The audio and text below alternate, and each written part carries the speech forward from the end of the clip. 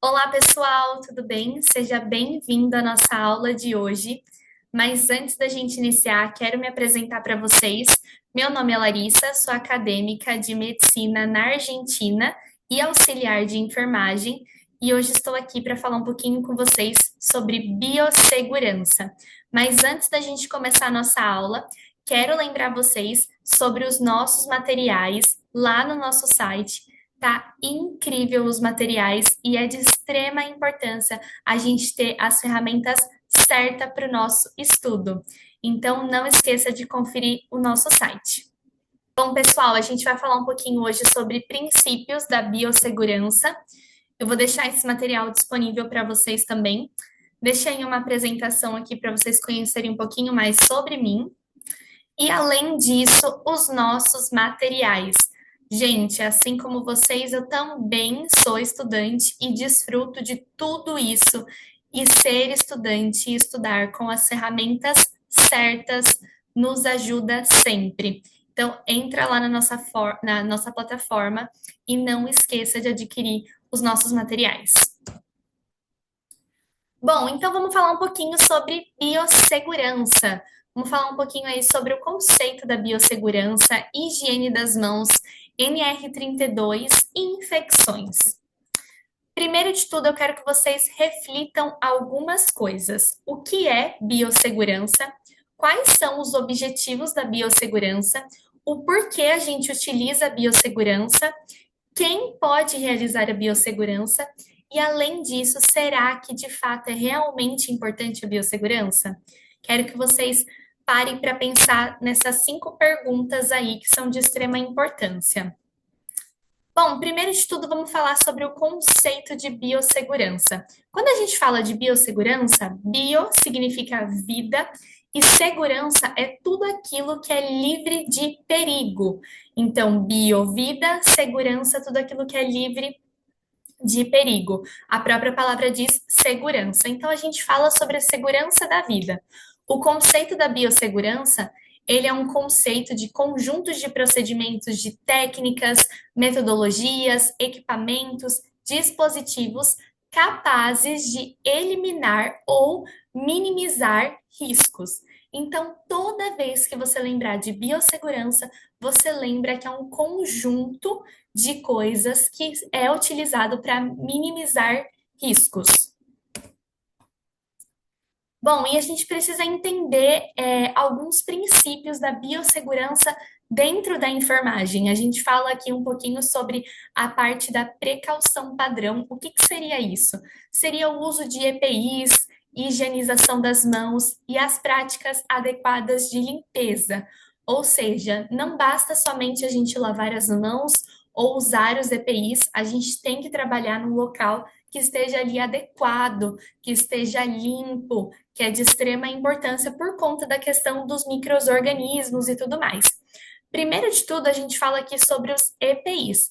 Durante a pandemia, vocês viram a importância que foi dentro do âmbito hospitalar ali, na parte também de postinho e tantos outros locais, a importância do uso dos EPIs para o profissional da área da saúde. Por que que é tão importante a gente usar os EPIs? Bom, pensa comigo, a gente tem contato com muitas pessoas. Então, antes de você ir lá para o hospital trabalhar, você tem contato com pessoas na rua, você pega transporte e tudo aquilo que você tem de fora, você traz para dentro. E aí tem algum paciente seu ali que ele tá com o sistema imune ruim, que tá com fraqueza e tantas outras coisas, ele pode pegar algum tipo de contaminação de fora para dentro. E isso pode acontecer vice-versa também. O seu paciente ele está doente ali, você está bem e você pode ser contaminado, como a gente viu no Covid-19. As pessoas elas estavam ali no isolamento e infelizmente muitos profissionais da saúde acabou sendo contaminado por conta do contato. Como a gente falou lá no começo, a biossegurança ela serve para minimizar os riscos. A gente tenta minimizar. Imagina se ninguém tivesse usado EPIs. Eu acredito que a quantidade de mortes, enfim, ia ser muito maior do que foi com toda a tragédia do Covid-19. Bom, além disso, e dentro dos princípios da biossegurança na enfermagem, a gente fala também sobre a parte da vacinação. É de extrema importância você, profissional da saúde, mas também você, como paciente, estar com todas as suas vacinas em dia. Por quê? Como a gente falou anteriormente, e repito de novo, a biossegurança ela serve para minimizar riscos. Não, você não fica ileso totalmente. Não quer dizer que se você tomar a vacina, você não vai pegar um tipo de doença adequada ali. Não, você vai pegar essa doença, mas através da vacina, isso vai minimizar os seus riscos. E mais um exemplo recente para a gente lembrar disso foi o Covid-19. Muita gente tomou a vacina e ainda assim pegou o Covid, mas não teve tantos sintomas, não teve tantos sinais assim, então a importância ali da gente tomar. E além disso, já fica como dica para vocês, você que é estudante aí da área da saúde, esteja com a sua caderneta de vacinação em dia, porque se você não precisar agora, você vai precisar dela depois. Normalmente, para você ali entrar nesse meio do hospital, eles exigem como norma que você esteja com as suas vacinas em dia. Bom, e além disso, a gente fala também sobre a parte da higienização das mãos. Muitas pessoas não levam essa parte da higienização das mãos a sério, mas ela é extremamente importante. E a gente usa ali o sabão e a água para manter a higiene das mãos. E além disso, tem o jeito e a maneira correta de você lavar as mãos. Deixei para vocês aí o passo a passo de como lavar as mãos. Vai ali, ó, na frente do espelho, lava suas mãos invisivelmente, porque é importante isso, você saber como lavar as mãos corretamente. Não é só abrir a torneira, colocar lá o sabão e fazer simplesmente assim. Não. A contaminação, ela tá por todas as partes, embaixo das nossas unhas, nos punhos. Então, a gente tem aí uma demonstração de como vocês lavarem as mãos corretamente aí, e fazerem o certo. Lógico que esse daqui não entra, por exemplo, na parte do centro cirúrgico. Você tem já uma maneira um pouco mais específica de lavar, e a gente lava até aqui. Então, para cada coisa dentro do âmbito hospitalar aí, tem uma maneira correta de lavar as mãos. Mas, normalmente é isso. Ah, Larissa, tô muito na correria, tô trabalhando aqui, não tá dando para lavar as mãos. Anda então com álcool gel, você pode usar ali até 3 vezes. Faz o mesmo processo ali, que vai estar protegendo também. A partir da quarta vez, já é recomendado o uso do sabão e da água. Bom, gente, e além disso também tem uma coisa de extrema importância, que é o gerenciamento dos resíduos. Ou seja, você não pode jogar o lixo em qualquer lugar no hospital. Lá no hospital tem lixo para todos os lugares, né? Tem o lixo branco, o lixo preto e assim vai. Mas você não pode jogar em qualquer lugar. Tem lugar certo para você fazer isso, justamente por conta de contaminação. Então, por exemplo, você acabou de fazer ali uma administração de um medicamento no paciente, você não vai pegar aquela seringa e jogar no lixo branco ou no lixo preto. Não, você vai jogar numa caixa, que é essa caixa amarela específica que a gente chama de descarpaque. Você vai jogar dentro dessa caixa ali a sua seringa que você usou. E isso vai ser descartado corretamente pelo hospital, enfim, pelas outras pessoas. Mas você não pode jogar isso em qualquer lugar. Por quê? Essa caixa, ela é uma caixa especializada para isso. Dentro ela tem papelão, ela é forrada. Quando essa pessoa for retirar esse lixo, ela não vai se machucar com isso, ela não vai se contaminar. É diferente de, por exemplo, a gente colocar num lixo normal. Então, é extremamente importante isso para evitar a questão do corte ali com os pérfuros cortantes e tudo mais. Bom, e agora eu quero falar um pouquinho com vocês sobre a NR32, que é uma coisa muito importante dentro da biossegurança.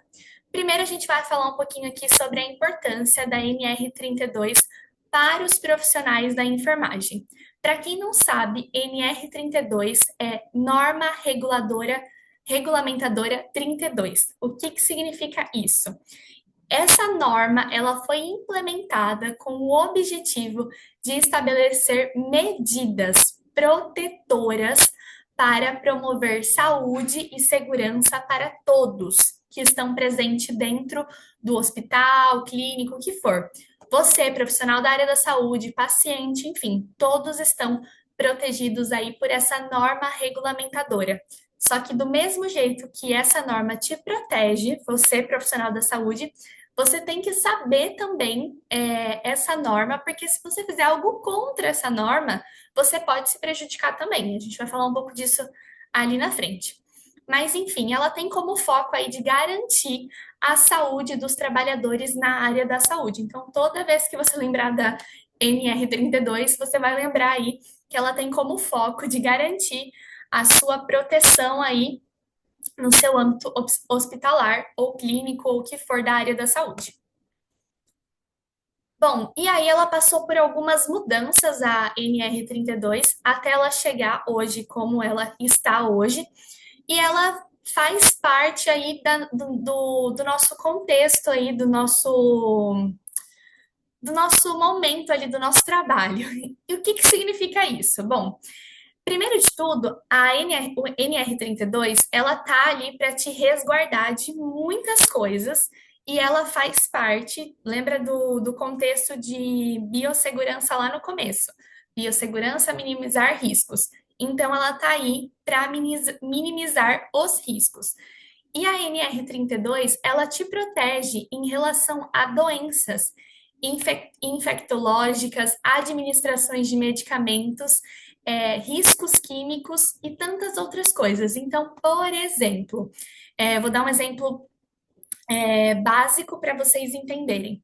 Se um profissional da área da saúde ele acaba se cortando ali com um pérfero cortante, vamos supor ali, você administrou uma injeção ali num paciente, uma medicação, e ali naquela troca ali de sair, terminar e jogar lá no resíduo certo, você acabou se perfurando. Essa norma é a norma que vai te proteger, entendeu? Ela vai cuidar de você. Por quê? Não significa que vocês estão dentro do hospitais, que vocês estão desassistidos. Não, vocês também são pacientes, mas além disso, vocês são profissionais da área da saúde. Então, essa norma aí, ela vai vir para justamente te ajudar em relação a isso. E não somente a doenças ou a administração de medicamentos, como eu falei, mas a riscos químicos também. A gente vai falar um pouquinho agora sobre essa parte desses riscos, para vocês entenderem um pouco melhor. Bom, os riscos abordados na NR32 é uma série de riscos. A gente trabalha com 4, aqui eu citei, mas tem mais alguns outros também. Eu deixei tudo escrito aqui para vocês lerem com calma depois, mas tem vários tipos de riscos e níveis. Aí a gente vai falar um pouquinho sobre isso agora. Todo esse material vocês vão estar com ele disponível depois para vocês lerem e estudar com mais calma, tá bom, pessoal? Bom, primeiro a gente vai falar sobre os riscos químicos, tá? Dentro da NR32. É importante a gente lembrar o que são os riscos químicos e se de fato acontece isso ou não dentro do hospital e posso dizer para vocês que acontece. Vou dar um exemplo de um risco químico aqui e a importância da gente saber o que fazer. Toda vez que vocês lembrarem de risco químico, vocês têm que lembrar sobre a questão de rótulos, manutenção de rótulos, produtos químicos. Todas as vezes vocês lembram disso. Por que isso é tão importante? Vou dar um exemplo simples aqui para vocês, mas que não foi tão simples assim, que infelizmente gerou algo a mais, mas para vocês entenderem. Quando eu estava fazendo o meu estágio, o nosso professor contou essa história para gente de algo que aconteceu. Havia uma mulher que ela fazia parte da área da saúde e que ali na correria para administrar a medicação tinha vários vidrinhos assim e dentro dos rótulos do hospital aqueles vidrinhos eles são identificados com data de validade, com o nome, tudo certinho. E ali na correria a mulher pegou um desses vidrinhos, era todos transparente ali, e ela pegou e ela queria pegar o soro e ela acabou pegando a vaselina. E ela pegou e administrou aquela vaselina naquela paciente. Infelizmente, aquela paciente passou muito mal e depois aconteceu outras coisas e essa paciente veio a óbito, mas olha o risco do que aconteceu. Entendeu? Então, aí a importância de vocês verem os rótulos, ver também a questão de manutenção para não ter nenhum tipo de produto químico no hospital, nada que esteja fora da validade. Então, é extremamente importante a gente ter esse cuidado. E como eu falei para vocês, a NR32 vem para tudo isso, para proteger mesmo tanto o profissional da saúde quanto os pacientes, as pessoas que estão dentro do hospital.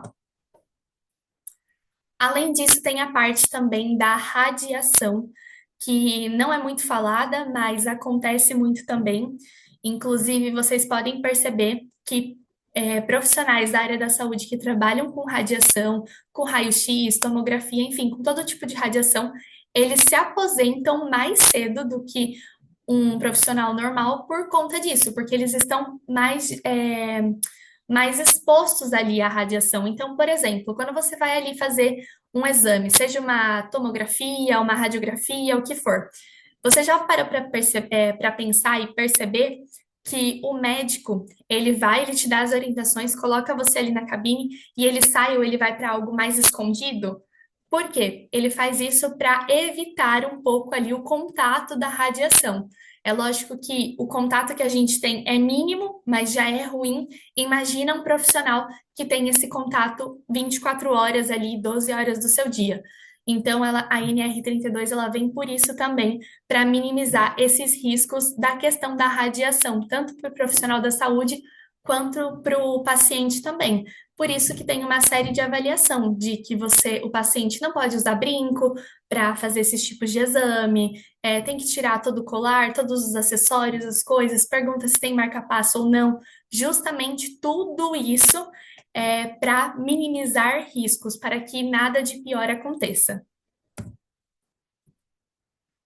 Bom, e aqui a gente já fala também sobre as consequências de não cumprir a NR32.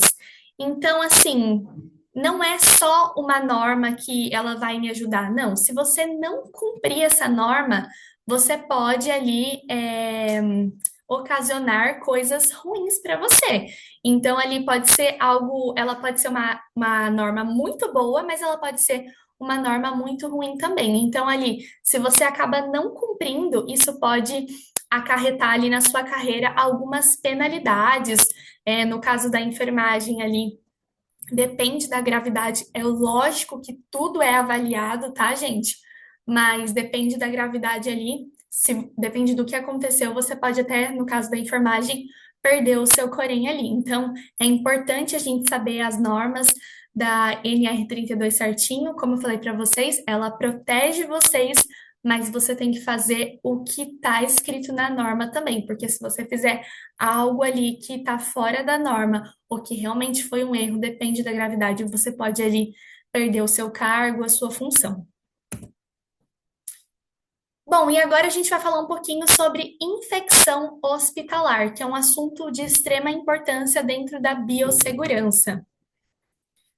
E, bom, primeiro de tudo, a infecção hospitalar, ela passou por algumas mudanças, o nome, então pode ser chamada de infecção hospitalar ou infecção relacionada à assistência da saúde, que seria essa IRAS.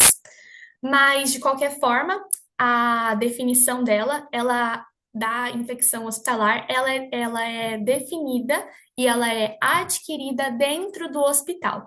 Então, o próprio tema fala, infecção hospitalar. A gente está falando aqui agora de infecções que acontecem dentro do âmbito hospitalar ou clínicas, esse tipo de coisa, não as infecções de fora.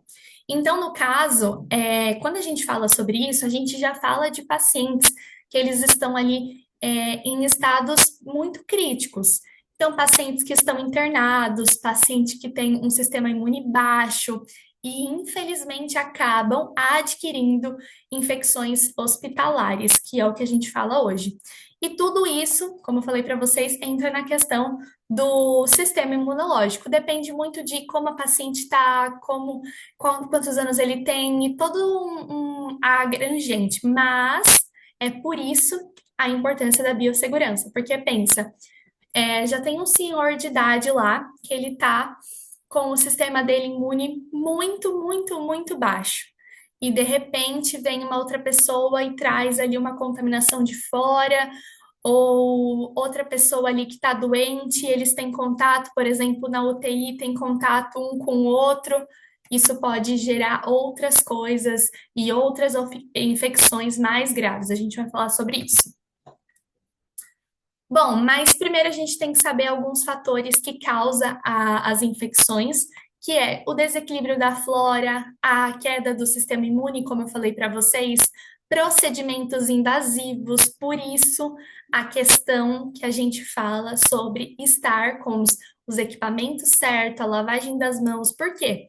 Se você vai ali, por exemplo, fazer um catéter num paciente ou passar alguma sonda e você não está com as suas mãos lavadas muito bem, ou aquele material que você está usando ali não é estéril, isso pode gerar uma infecção hospitalar, que a gente chama, entendeu? É uma infecção que o paciente adquire dentro do hospital.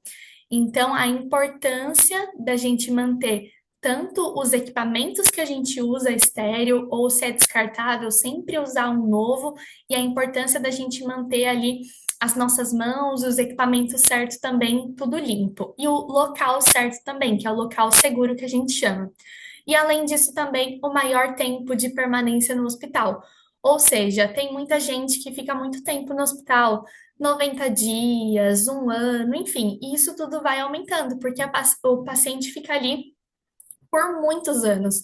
E normalmente é aquele ditado que a gente fala: se está no hospital, é porque não está bem.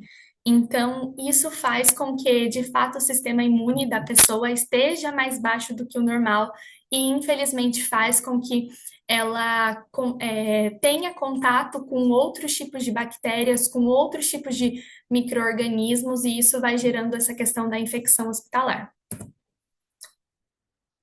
Bom, além disso, como eu falei para vocês, ela costuma desenvolver bactérias dentro do hospital e são coisas graves. A maioria das infecções hospitalares que acontecem dentro do hospital são infecções graves e muitas delas são resistentes a antibióticos. Vou dar um exemplo para vocês aqui. Na época que eu estava no estágio também, tinha um menininho que ele estava internado na UTI e ele adquiriu uma bactéria de dentro do hospital e essa bactéria ela era resistente ao antibiótico. Então, assim, tinha que ser antibióticos específicos ali, mas ainda assim demorou muito para ele melhorar. Então, assim, são bactérias que elas se multiplicam dentro. Por isso que eu falo para vocês da importância da gente manter o local limpo, e ter essa questão. Eu sei que parece assim, nossa, mas é tão importante assim? Sim, gente, é muito importante. Bom, e além disso, quem que tem dentro do hospital mais riscos de ter essa infecção hospitalar?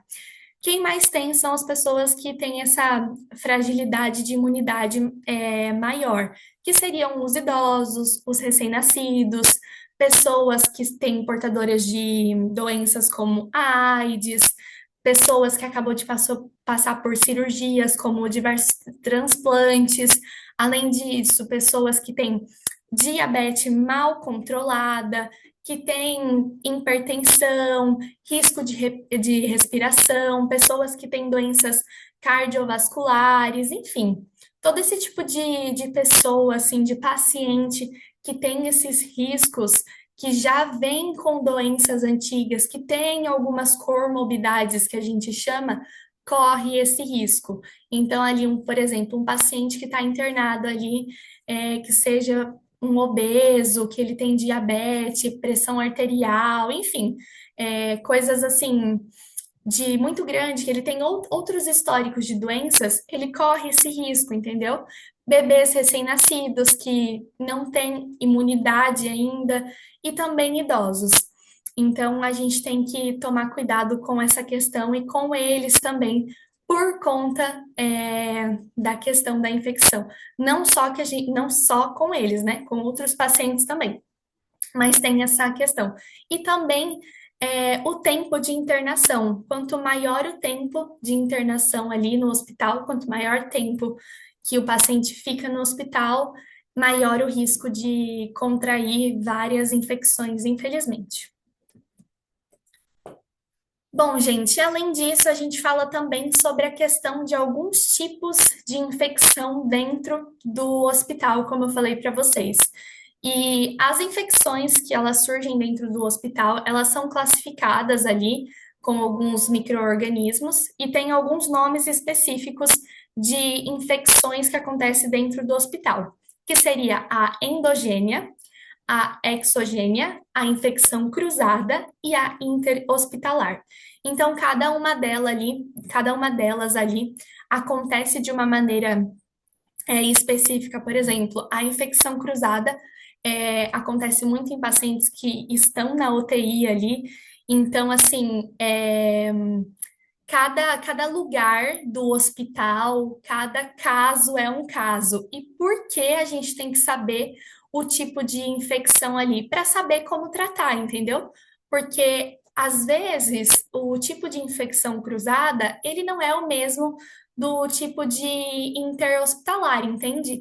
Então, às vezes ali tem que ser um antibiótico X, e às vezes na outra ali não se trata com antibiótico. Entendeu? Então, por isso tem essa definição de tipos de infecção. Sempre eles avaliam ali o que que é esse micro-organismo, o que que não é, isso faz parte, isso não faz. Porque às vezes a pessoa pegou uma infecção ali, não quer dizer que talvez ela tenha pegado de alguma coisa que estava ali, algum objeto, ou algum enfermeiro, ou algum profissional da área da saúde ali que contaminou essa pessoa. Não, às vezes a pessoa já está num estado crítico ali e o próprio corpo dela vai produzindo um micro-organismo ali que vai fazendo com que ela piore só por ela estar no ambiente do hospital. Entendeu? Então, essa é a importância da gente saber os tipos de infecção. Bom, e aí aqui a gente vai falar um pouquinho também de como é feito esse controle. Como que a gente faz esse controle da infecção hospitalar?